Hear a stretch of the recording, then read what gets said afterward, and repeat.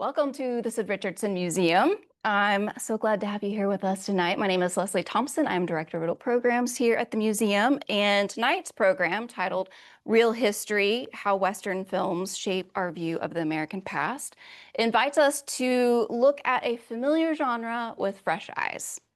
From shootouts and cattle drives to those sweeping frontier vistas we all recognize, Western films have played a huge role in shaping how we imagine the American West. But beyond the myths and movie tropes, these films often carry deeper stories. Stories about freedom and violence, about race and gender, and about how people relate to the land and to each other. This lecture is presented in conjunction with our current exhibition, which is titled Cinematic West: The Art That Made the Movies, and it helps continue that conversation about visual storytelling, whether it's on a canvas or on a screen, influences the way that we understand history. So tonight we are inviting you to take Westerns a little more seriously, both as artistic expression and as a form of historical storytelling. Whether you're a film buff, a history lover, or you're just curious about the American West, you're in the right place. It is my pleasure to introduce our speaker, Dr. Mike Wise. Dr. Wise is a Western historian at the University of North Texas, where he serves as professor and chair of the Department of History. He, among many other courses, teaches a popular course called Hollywood and the Wild West, which explores Western films as historical sources and is perfect preparation for tonight's conversation.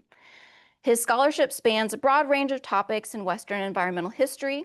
His publications include numerous books and essays, among them his book called Producing Predators: Wolves, Work, and Conquest in the Northern Rockies, and as well his more recent book titled Native Foods, Agriculture, Indigeneity, and Settler Colonialism in American History. Yeah, so I've been at UNT since 2012. I grew up in the Pacific Northwest and kind of elsewhere, including Arizona, Montana, and for a time, for 3 years in the 80s in Grapevine, Texas. So it's kind of a homecoming of sorts, I guess, to come back to North Texas when I did. My kind of area of expertise is not in film, it's in history, and in particular environmental history. So as Leslie mentioned, my first book was a history of animal-human relationships, history of ranching in Montana and Alberta, and history of wolf eradication and predator control efforts, which accompanied that story. And at that time, I fell in with the work of a colleague named Greg Mittman, who had recently published a book called Real, like R-E-E-L, like funny, called Real Nature. And the subtitle was A History of America's Romance with Wildlife on Film.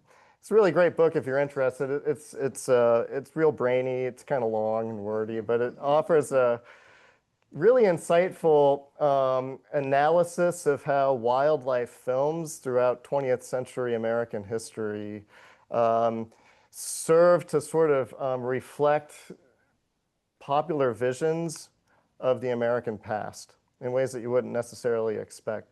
So I thought if he can do this with flipper and with dolphins, then I can certainly do something similar with the history of Western films, thinking about how Western films really tap into some of what you might call meta-narratives of American history, or just these sort of common tropes or things that I think they could become kind of like your nose or something like that. They're so close that you can't always see them.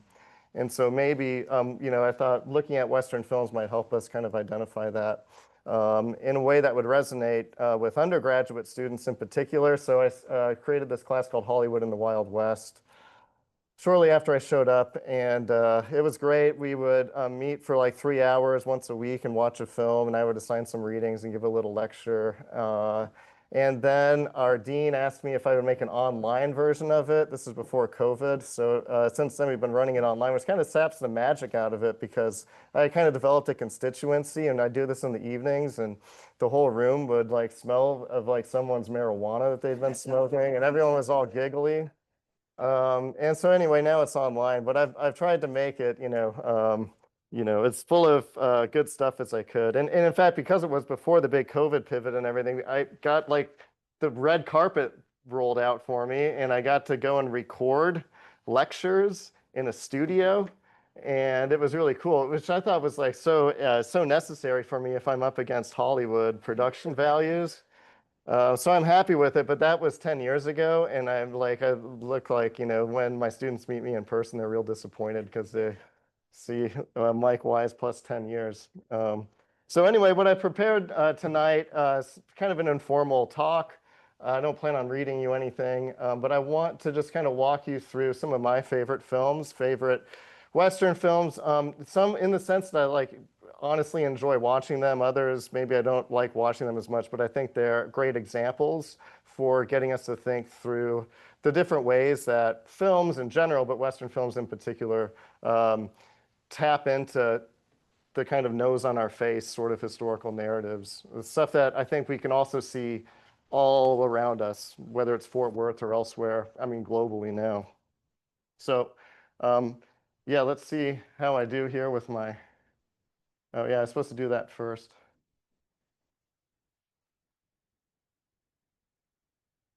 Sorry. I'm learning how to do cool stuff in PowerPoint. Uh, all right. Okay, so the first sort of, the first of three kind of big sets of conversations I want to introduce tonight taps into an idea about American history commonly referred to as the frontier thesis. And for those of you who have studied Western history, this might ring familiar. For those of you who haven't, the source of this, well, let me put it like this. This is an idea that had been floating around for a long time. But in 1893, a historian by the name of Frederick Jackson Turner articulated this in a particularly compelling way. And so the frontier thesis is sort of commonly associated with him. So you might also hear of it as like the Turner thesis, the frontier thesis. Basically what this is it's an idea that what separated Americans in the United States from Europe, okay, is that basically Americans had to cast off their sort of effeminate European baggage of aristocratic pretense, of obsequience to authority, because they had confronted a wilderness in America where the infrastructure that supported those things in Europe didn't exist. And so that this experience in the wilderness, forcing Americans to cast off their supposed civilization, made them into like pragmatists and rugged frontiers people who reinvigorated democracy and eventually split from the empire and created their own nation with these different, virtues. And so he actually read this. It's quite long. You can pick it up. It's been like published as a book. This essay is so long, you can get it as like a thin paperback. And I like this particular title page here, just because it pulls out one of these kind of, I think, really emblematic passages from Turner's work. Just talking about how the wilderness finds him European and then puts him in the hunting shirt and the moccasin is kind of a, a metaphor for this transformational process that is the frontier process, this idea of going out into the wilderness and reinventing yourself. So he read this thing, though, without amplification in 1893 at the Chicago World's Fair to a room full of American historians. Yeah. So, I mean, if I could have been a fly on the wall, I would have loved to see that because I find it so hard to keep people's attention in my classes now. I wonder how you managed to do that because this thing is super boring if you read it all the way through. Nothing else to do. Yeah. So I should mention, don't mistake Turner's thesis for the Mike Wise thesis. This is not the Mike Wise thesis. I'm merely summoning this up as a thesis that really held a lot of cultural sway and influence. And I think one that, in a way, still animates our political and cultural discourse in the United States in ways both expected and unexpected. So, I might just mention, one of the kind of premises for Turner to write this up was in 1890, the US Census Bureau basically proclaimed that the frontier period of American history had ended because there was no more line of continuous expansion westward between settled and unsettled areas. And so for Turner, this wasn't just a kind of historical phenomenon to think about in an academic sense, but it also offered a set of political prescriptions for solving the problems that faced the United States as it entered the 20th century. The problem being, what is the United States, if the frontier is the source of American vitality, what's going to happen when the frontier is gone? And so, if you sort of like trace out the political career of this idea, you can see it pretty clearly, I think, first with Theodore Roosevelt, sort of idea that, we need to go as Americans find frontiers elsewhere, whether that be in public lands set aside for recreation like the Park Service, or wars of empire in Cuba and the Philippines. You see it, by his second cousin once removed, Franklin Delano Roosevelt in the 30s as a political prescription for supporting structural economic changes. Since there's no more free land, there's no safety valve. And so, basically what ends up becoming the early welfare state is constructed as a panacea to the missing frontier.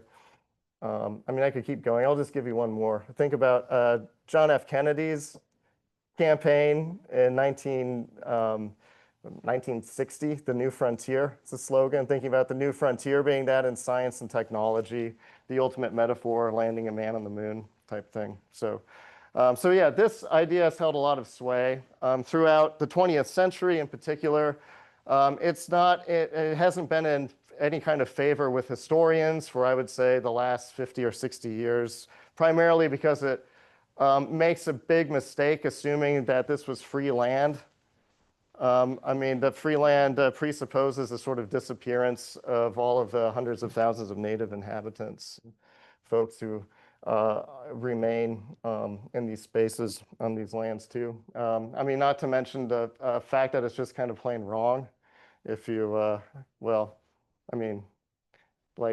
of the problems that historians face is that we're never right. We can only be more or less wrong than each other. So anyway, that's not what I want to talk about tonight, though. I want to talk about how the frontier thesis plays in as a sort of narrative structure for Western films. And hopefully by now you're already kind of thinking in your minds where you may have seen this before this frontier thesis maybe show up. So the first film I want to talk about is, this is a kind of classic film from 1914 that's widely regarded as the first feature-length Hollywood film, let alone Hollywood Western film. So there had been other feature-length films. I think this one clocks in about an hour and a half. But the ones that preceded it were all filmed out in like Atlantic City and in New Jersey in the early 20th century. So this was filmed in the Calabasas Movie Ranch, which ended up becoming the Warner Brothers Ranch in Southern California. And it was directed by a pretty young Cecil B. DeMille, who went on to direct and produce some of those big biblical epics like Ben-Hur in the middle of the 20th century. Has anyone seen this film? It's a silent film. No? Yeah, I make my students watch this one, and they can't follow it. I have trouble following it too, because there's just captions in between. Oh, in fact, I had to work with our accommodations office. They want us to put captions on everything, and I was like scratching my head. They're like, "There's no captions." I'm like, how can I say this without sounding like an asshole? But it's a silent film, So yeah, so there are captions. Yeah, it turned out that actually what they wanted, by the way, it was my misunderstanding. What they were looking for was some kind of description of what was going on in the film, not for people hard of hearing, but for visual impairments. So, because I guess I struggle in this space of having to explain to people even what a silent film is, it took me a minute to get there. Yeah, so this story follows this guy right here. His name is James. He grows up in England in a well-to-do aristocratic family. His brother loses all of their capital in like some kind of a gambling incident and blames it on James, says that James had embezzled the money. So James has to flee to America. He leaves his love to whom he's betrothed. Henry, his brother, swoops in and marries her instead. Of course, yeah, so James ends up in Wyoming, and he saves a native woman, a Ute woman, played by Lillian St. Cyr, who's a famous native actor from the early 20th century. Her character's name is Nature Rich. Just, I think kind of is an interesting summoning of this sort of idea of fertility and the wilderness, and also sort of a symbol of a male possession of that fertility. So you can kind of see in this still from the film. But what ends up happening? James saves her from the bad guy. They get married. They have a child. In the meantime, Henry dies in a skiing accident, actually a climbing accident in the Alps. And on his deathbed, he's like injured, he's dying. He admits his guilt and exonerates James. So then the erstwhile love travels to Wyoming and then marries James. And they send Nature Rich and James Kidd to England to boarding school to civilize him.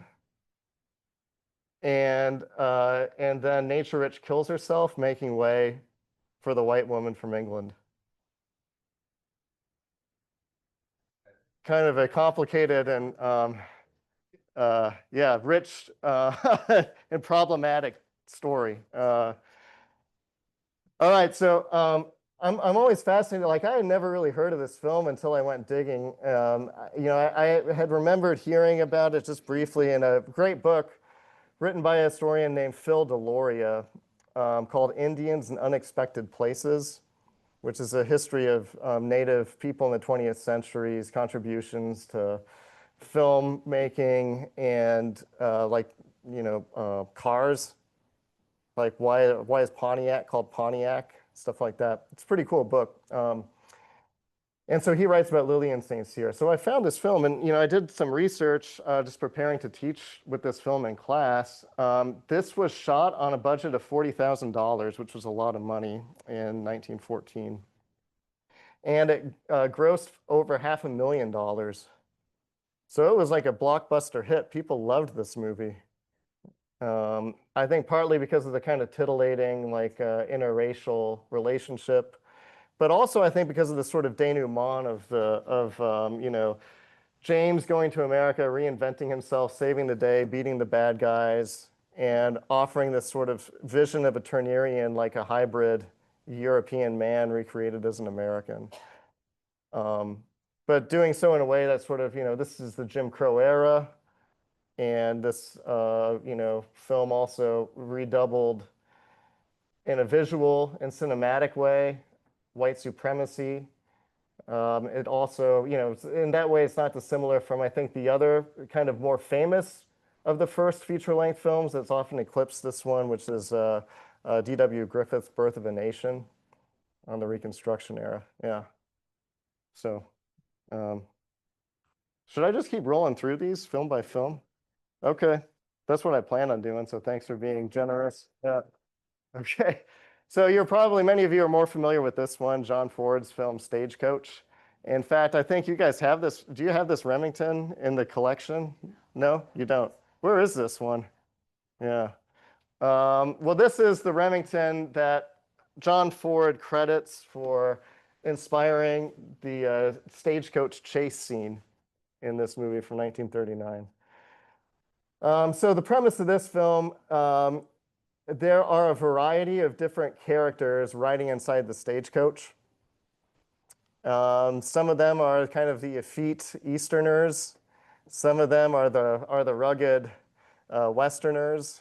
And then they basically are getting chased by bandits throughout the movie. I mean, there's more to it than that. There's some love interests and stuff, but I think this is a much more familiar one that sort of evokes this idea of a personal transformation of the frontier thesis, going out to the west, moving west, going into the wilderness, going out, taking these risks, putting yourself in this place of danger, pays off by rebuilding you into something more mature, more powerful, more intelligent, more shrewd, maybe even more generous, more just. So if you can kind of think through your library in your brain, your repertoire of Western films you've seen, maybe think if that's kind of a common narrative trajectory. It's one of the things that that really fascinates me about Western films, the sort of presence of this Turnerian narrative bubbling up here and there, and often in ways that don't conform to the kind of traditional or conservative way that Turner might think about it, but how these personal transformations show up in other ways too. I rewatched that scene like this morning. It's pretty cool. You did, yeah.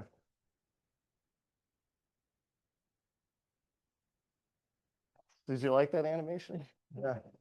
All right. So yeah, speaking of Birth of a Nation, the other thing that I want to kind of tap into, two sorts of narratives. I'll start with the first one here, which has to do with reconciliation after the American Civil War. All right. So okay, so this is a photo right here from the 50th anniversary of the Battle of Gettysburg. And you've got Woodrow Wilson here, the first Southerner to be elected president of the United States since the end of the war. And over here, you've got Confederate and Union veterans standing aside him, along with the governors of Virginia and New Jersey.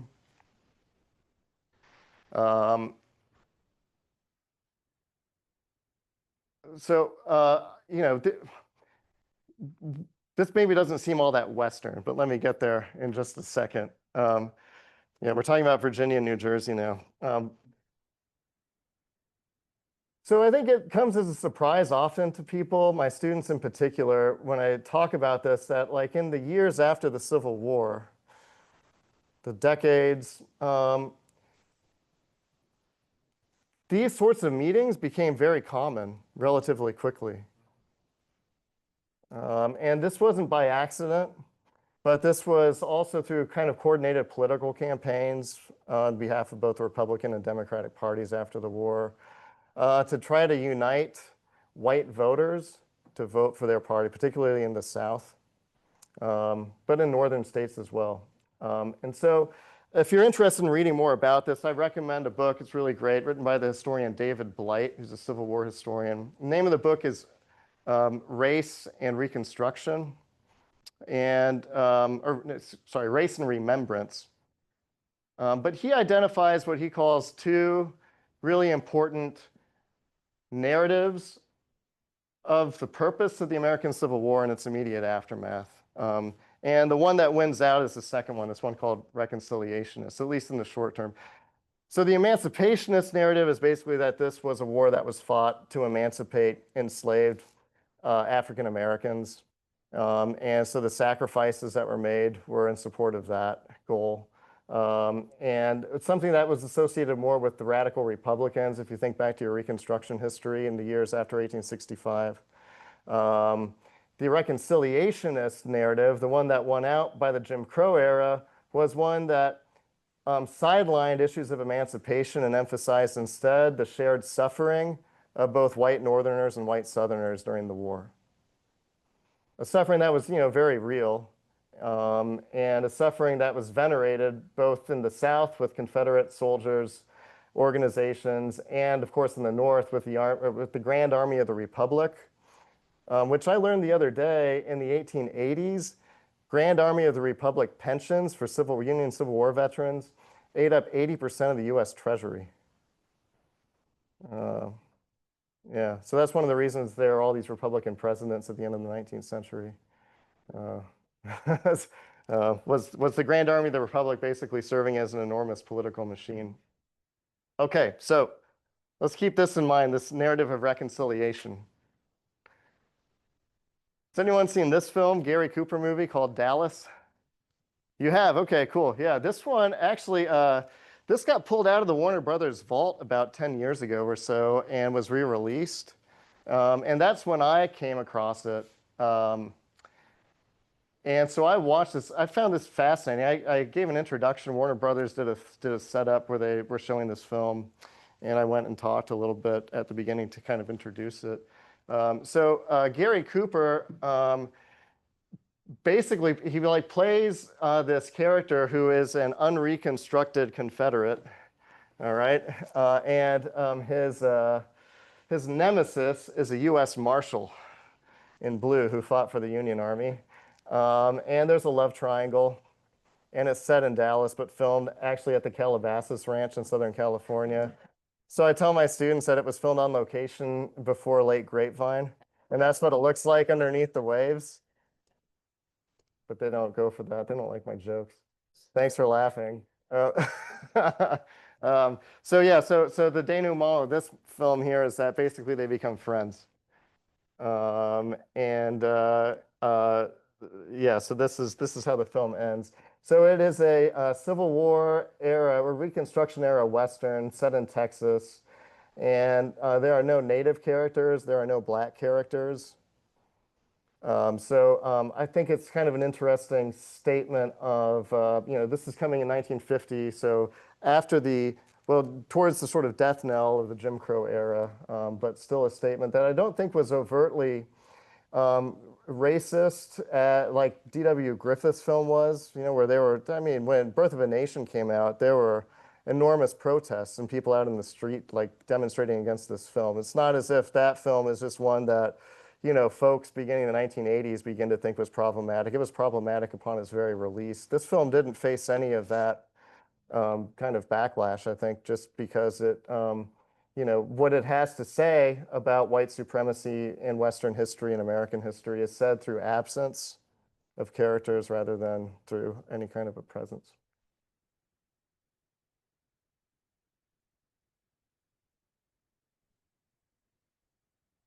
All right, so the second kind of narrative I think that that bubbles through, particularly in this age of the so-called classic Westerns, but also one that we see, I think, more recently too, is and what Phil Deloria, who I mentioned before, this guy, historian who wrote Indians in Unexpected Places, he calls the narrative of defensive conquest, which is basically an idea that because of the threat of Native American aggression or native outbreak, the sort of threat of outbreak, that any kind of Anglo white violence towards Native communities was defensive by default.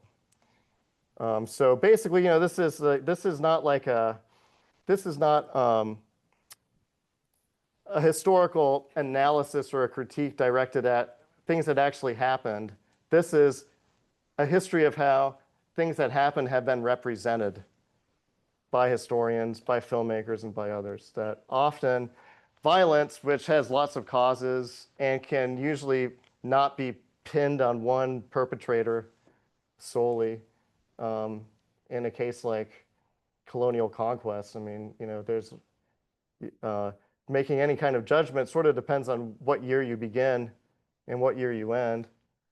But the literal framing of violence in Western films is often premised around this idea of Native American aggression and Anglo-American vengeance as being just and out of defensiveness. So this is a film, I'm guessing that everybody's seen this one or heard of this one, The Searchers. This kind of the classic John Ford, John Wayne collaboration. It's undeniably a beautiful film. This is one of the classic shots here. The beginning and the end of the film, John Wayne is framed walking in and out of the door of the homestead. The story, if you want a review real quick, John Wayne's niece is abducted by Comanches, and the film follows John Wayne and Ethan, his I think his nephew, or no, son. Hope there's not a test. Anyway, they go back and rescue the captives. Just a friend of the family. So this is an interesting one too, because John Wayne's character actually refers to himself as an unreconstructed Confederate in the film. So you've got a former Confederate hero coming back to North Texas. Monument Valley sure doesn't look like North Texas. Yeah, so that's the way that the story plays out. And you know, this film, I think people sometimes overlook the sort of violence. I think just because we've been sort of saturated with it as kind of more modern moviegoers. But you know, there are scenes where John Wayne's character is mutilating native bodies.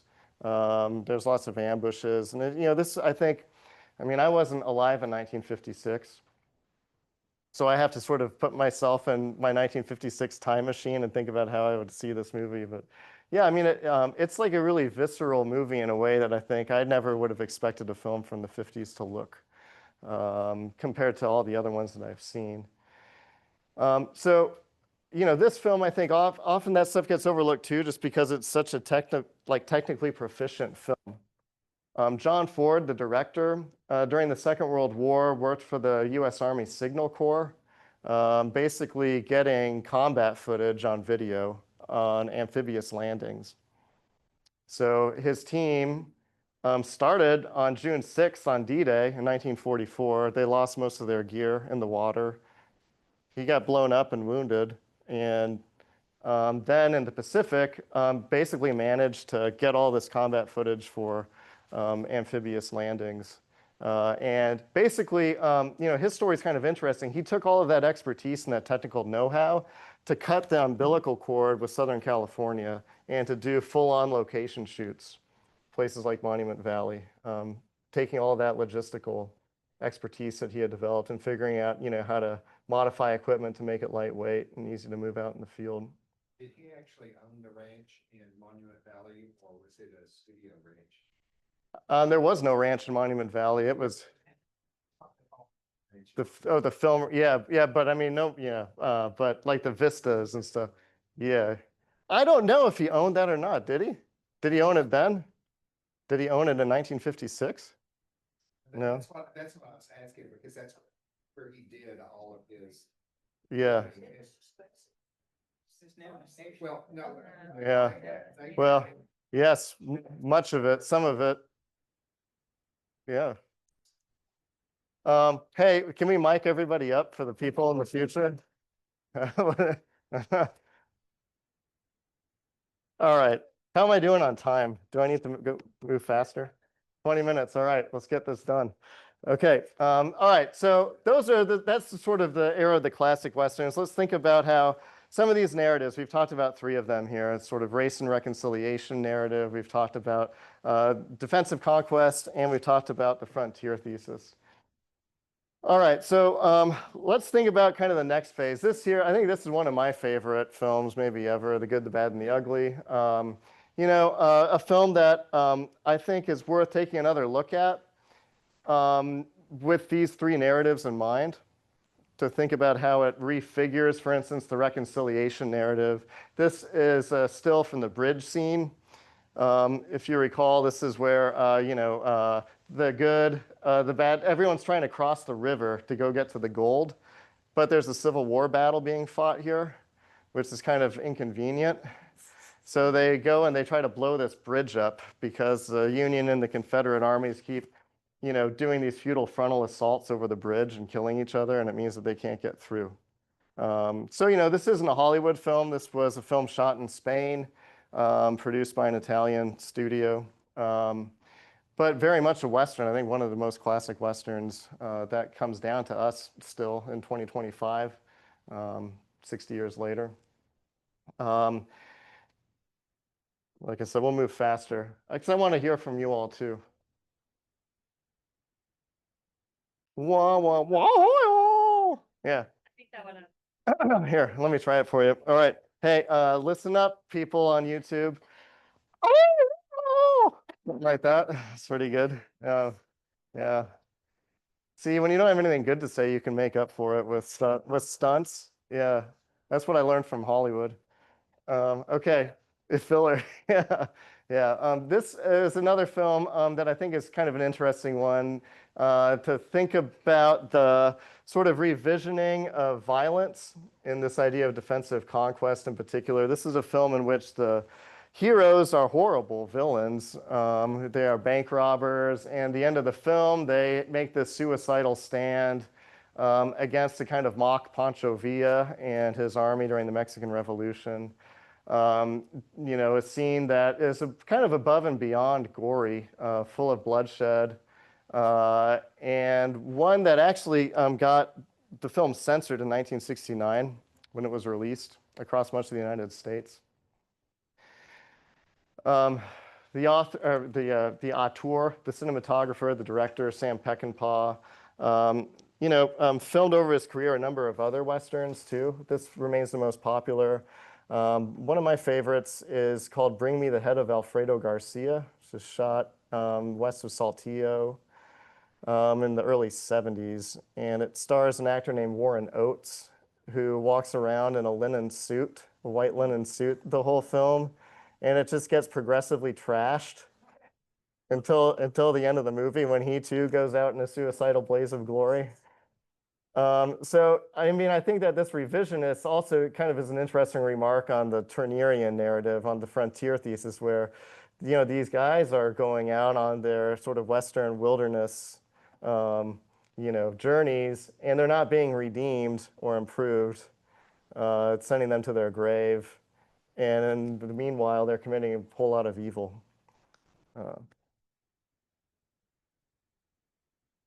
And then finally, Quentin Tarantino's remake of the spaghetti Western genre, Django Unchained, which stars Jamie Foxx and Christoph Waltz. And have you all seen this film? More recent one? Yeah. I think that this is a really fascinating film, although it's like about 2 hours too long. But yes, this is sort of a revisioning of the reconciliation narrative, and in a way that I appreciate. It takes slavery, the history of slavery and the history of the South, and it puts it into direct contact with Western history and the Western genre.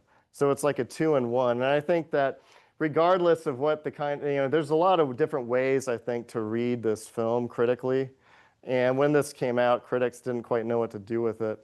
But what I would suggest is that just that kind of pushing together of the Western film and the kind of emancipationist film, that in and of itself kind of makes up, in a way, revises the Dallas narrative of abstinence with some kind of overwhelming presence of race and racial difference.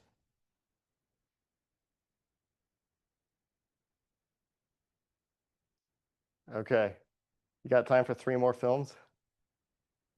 All right, so this one's less a narrative that I can trace to these kind of longer traditions of American history, and more one that I'm trying to cobble together and maybe write a book about, which is thinking about how Western films portray the natural world as an actor in the movie or as some significant force. And so I guess what I see, still persisting from that Turner thesis of the kind of redemption is this idea, so even though, Americans, for the most part, know and understand that the social and maybe cultural and political elements of Turner's thesis are broken and not correct, there's still, I think, a real sort of belief in wilderness or belief in nature or something as some salve for social, cultural, political problems. I think this is what kind of like outdoor retailers are selling us sometimes too when I get the REI flyer in my mailbox. So yeah, so I'm interested both in terms of that, thinking about how filmmakers now, I think in Westerns, one of the common things now is to kind of go back to that John Ford monumental landscape shot, to try to use these big shots of the landscape as some kind of like a didactic meaning maker for the movie in the absence of a human actor trying to do it. So I think that's kind of an interesting element of newer Westerns.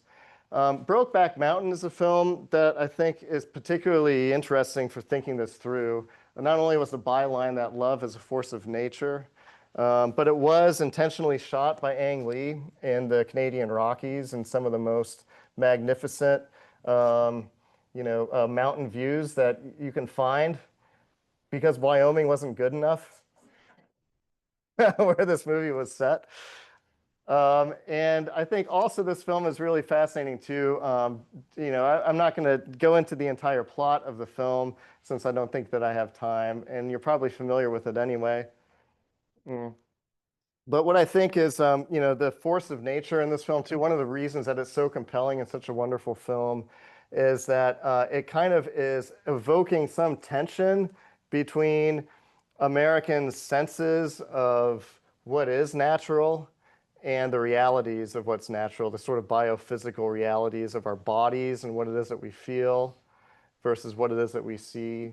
And I think too, the sort of, the story of this romance between Heath Ledger and Jake Gyllenhaal's characters, it occurs in these sort of stages that keep finding their roots back in Wyoming when they're taken out of the context. So I think there's also some sort of a force there that this is trying to sort of, like this is a film that is telling us that your authentic self, your authentic American self, no matter how you might differ from others, is rooted in your authentic connection with nature and with this place.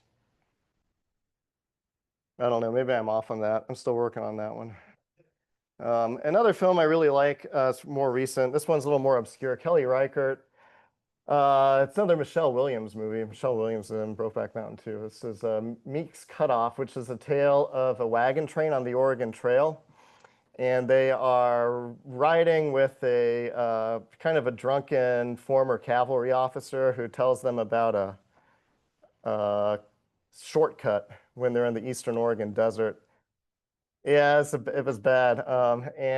What I really like about this film, it also has these kind of grandiose, beautiful shots, shot on location in Eastern Oregon, which I think is just a part of the country that a lot of people aren't that familiar with. You fly over it if you're going to Portland or Seattle, but I mean, it's vast, it's enormous. It's kind of like Nevada and Idaho and Oregon all rolled together. Everything goes wrong, and the men are total dawdlers. The erstwhile boss, the guy who leads them astray, Meek, he's pompous and ineffective, and all the husbands are just, they can't do anything. They can't fix the wagons.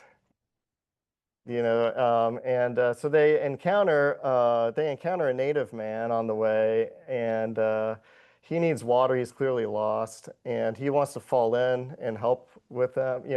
But they're so afraid. So basically, the plot is it's kind of like a psycho thriller where it's like all of these Oregon Trail settlers are so afraid of this native that they've taken captive that they can't trust this native man because he's leading them into an ambush, but yet they're lost in the desert. And I think, the most memorable aspect of this film to me is that every scene that's focused around the women characters, they're standing apart from the men characters as the men are huddled up trying to decide what the next move is going to be.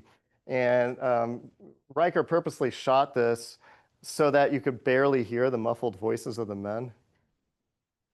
And so I think that's a really interesting. The film critic A.O. Scott, he reviews for the New York Times and I think other rags too, but he referred to this as the view from behind the bonnet because of that kind of a cinematic take. The other thing I really like is when the women are together, like washing all the cast iron pans after the meals and they're frustrated and mad, they kick some ass. They're like slamming them down, and it's just like, every time I wash out my cast iron pans, I'm reminded of it. Because like of weapons of the week or something, it's like, this is how you can take out your frustration. Yeah, take that spatula and scrape it off. Yeah. And then finally, we've got, I think, one of the more popular recent films, which is not a Hollywood film, but an HBO series. It's a remake of this 1973 Westworld, the HBO episode. So actually, when I teach this class, we usually stop. I have them watch the original Michael Crichton techno Western, Westworld, before watching the pilot episode of the newest HBO one. Have you all seen this before? Yeah, it's really bad. It's like it hasn't aged well. But it's really interesting to watch, I think, now, having watched Westworld. If you're a Westworld fan, it might be worth going back and taking a look at this original one. Yeah, but I also kind of, I read in this is sort of also a moment, this particular Crichton version, it offers us a different sort of sense of the revisionist arc of the frontier narrative. And I think also, the remake, which is a really rich document, although I have to admit, after about season 2.5, I was out because I couldn't follow all the plot twists. I hate plot twists. I like to just find the meta narrative. No, I'm just kidding. Yeah. So Westworld. But yeah, this is another film that's worth another look. And I think too, if you're looking at the pilot, what fascinates me about the kind of, nature as an agent in this film, too, is the sort of juxtaposition between science and technology and artifice and these huge landscape shots, which exist in real life. They're big landscape shots taken all across the American West, Mexico, and elsewhere. But also they are presented as part of this theme park, as part of this artifice, too. In a way that I also think makes the scene, the backdrop, an active agent in the kind of didactic purpose of the series, which is to question the difference between a living human and a living non-human. Yeah. All right. I think that's all I've got. So thank you. Thank you, everyone.